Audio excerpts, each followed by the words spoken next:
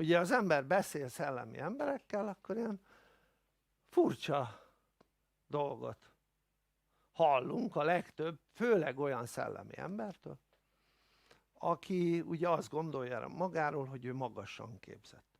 És főleg azokról beszélek, akik másokat képeznek. Tehát másokat képeznek. És most gondoljátok végig, hogy hány olyan ember lehet a Földön, aki ilyen szellemi dologban képez embereket. És akkor vajon az ő képzése az úgy maximálisan mennyi emberhez tud eljutni? Tehát nyilván ezeket a képzéseket ugye nem ingyen csinálják. Ezeknek a képzéseknek ugye a nagy része az személyesen. Tehát személyes ottlétet igényel. Tehát vajon ilyen személyes ottlét esetén hány ember tud képezni valaki?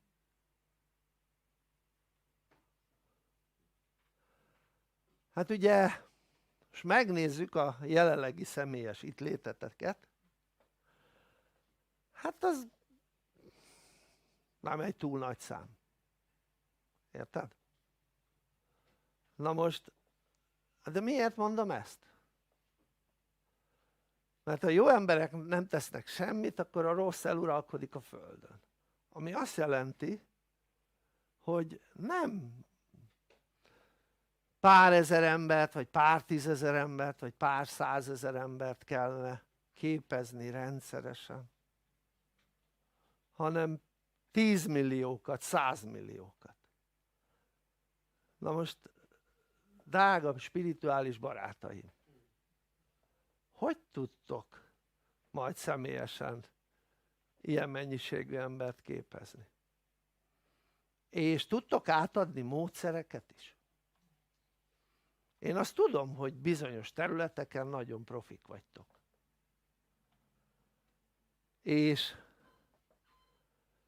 De az élet az nem bizonyos területekre korlátozódik, hanem az élet az több területre korlátozódik. És az élet az legalább 10 terület. Mindjárt oda megyek. Igaz.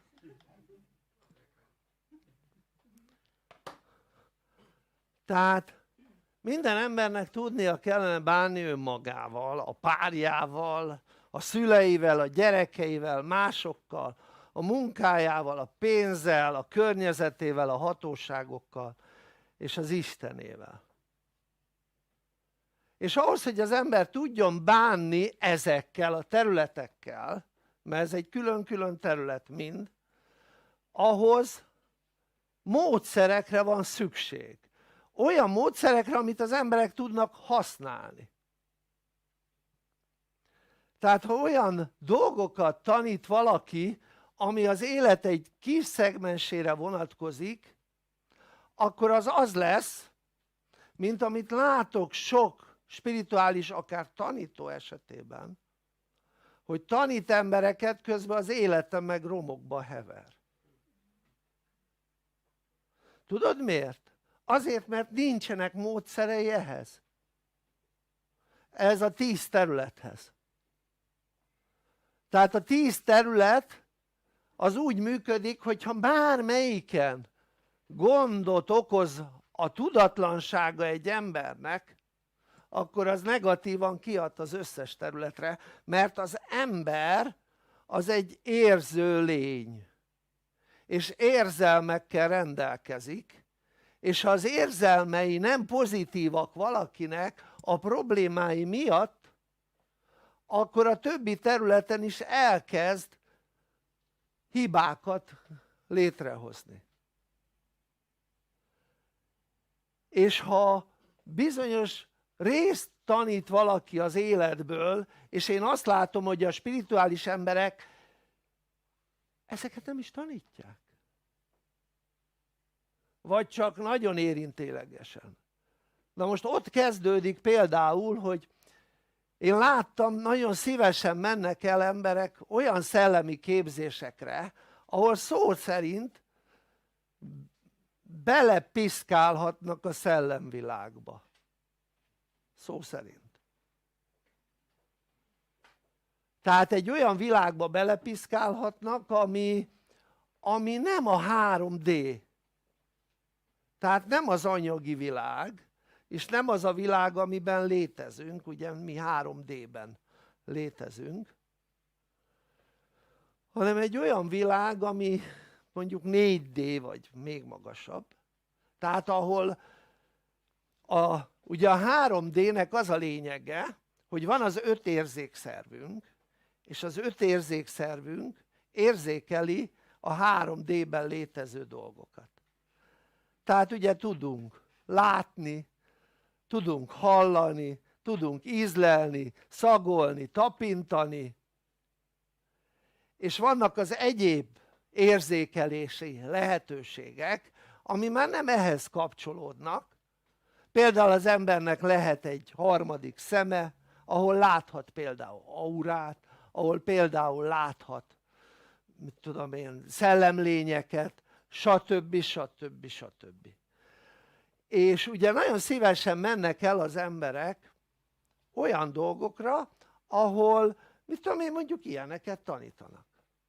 Hogy lásson valaki mondjuk aurát, vagy hogy lásson mondjuk szellemlényeket, vagy hogy kommunikáljon mondjuk a szellemlényekkel, stb. Stb. Na most, de az életed az a 3D-ben zajlik.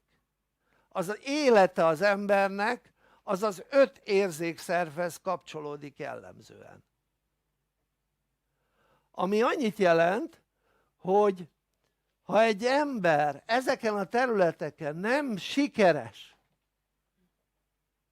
akkor nem is boldog.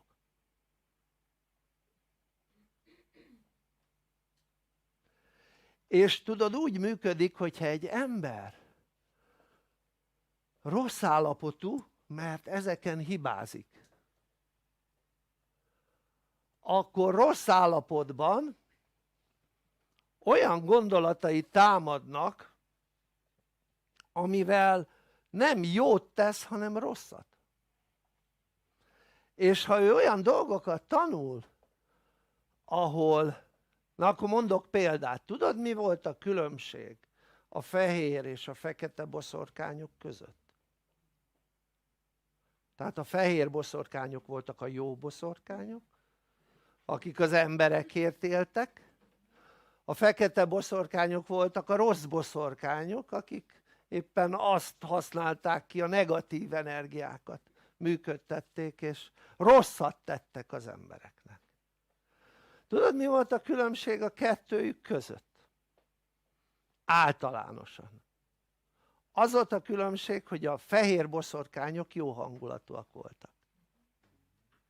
A fekete boszorkányok meg rossz hangulatúak.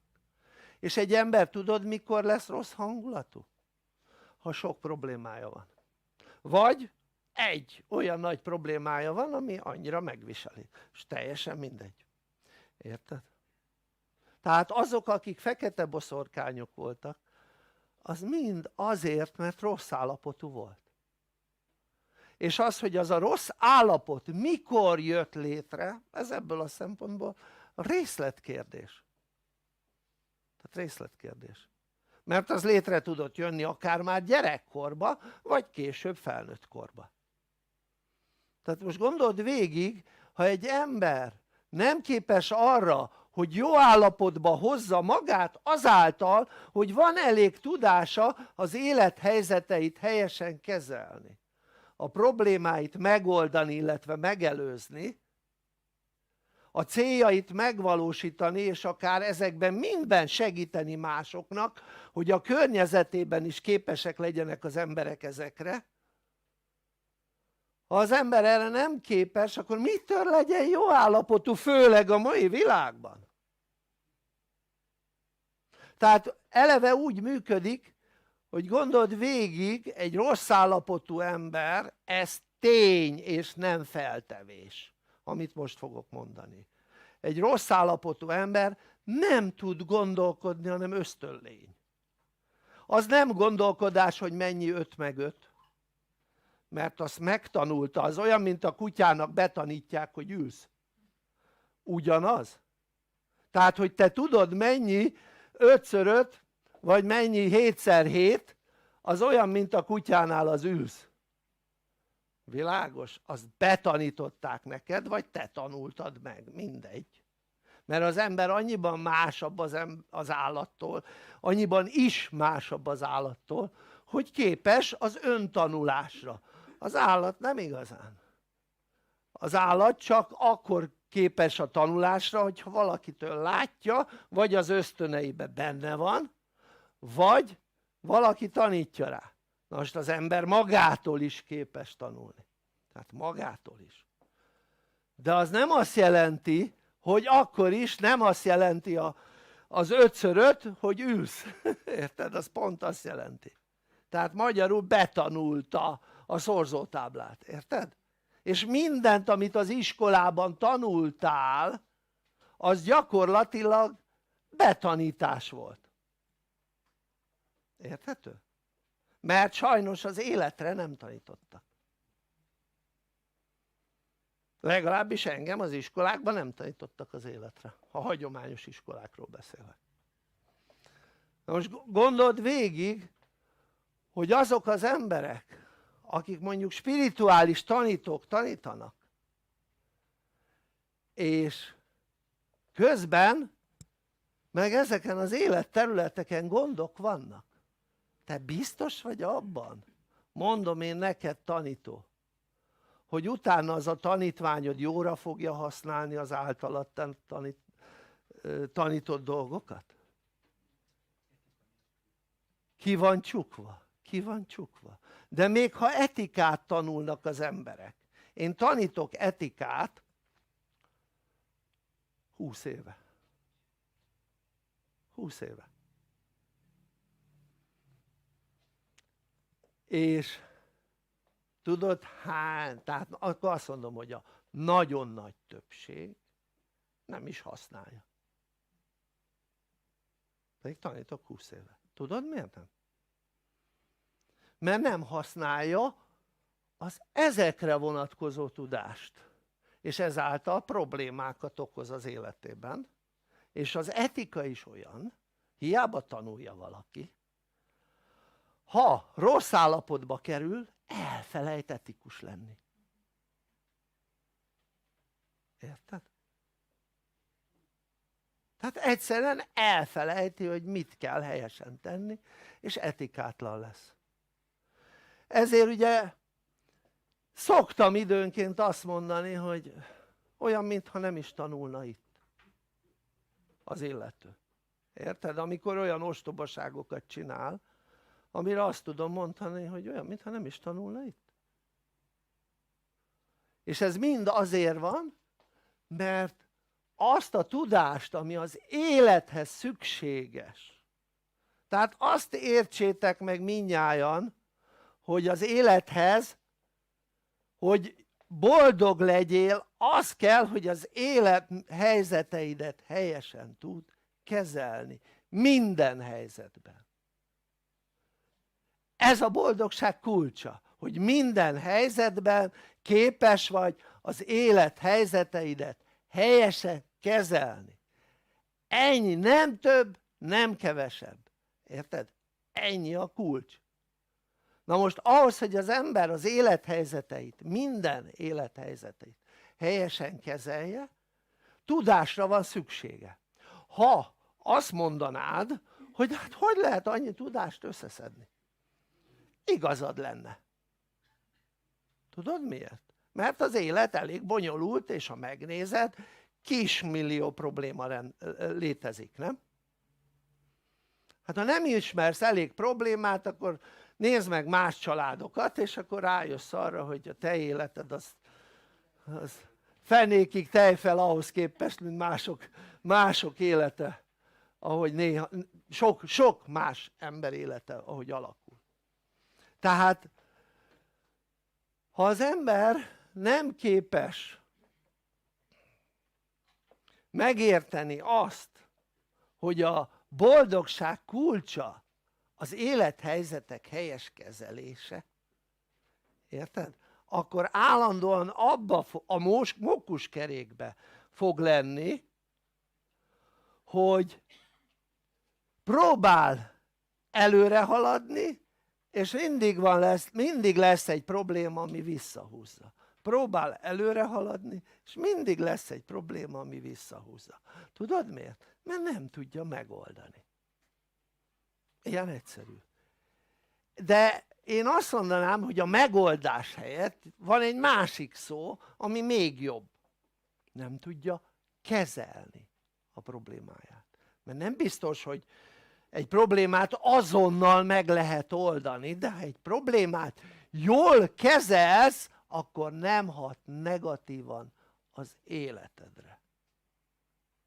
Érted? Mert ugye a megoldás az, amikor már eljutsz oda, hogy megoldottad a problémát. De a kezelés még nem jelenti azt, hogy megoldottad. De ha helyesen kezelsz egy problémát, akkor nem hat rád negatívan. Még egyszer mondom, ha helyesen kezdesz el kezelni egy problémát, tehát jön egy probléma, és elkezded helyesen kezelni, akkor nem hat rád negatívan, és ha nem hat rád negatívan, nem húzza le a hangulatodat, és jó állapotban tudsz maradni. Márpedig a boldogság feltétele a jó állapot. Érted? Tehát ha egy ember, amelyik nem jó állapotú, az nem lehet boldog. Hát bizonyára észrevetted már, nem? Magadon is. Hogy amikor nem vagy jó állapotban, jó hangulatban, akkor nem vagy boldog se.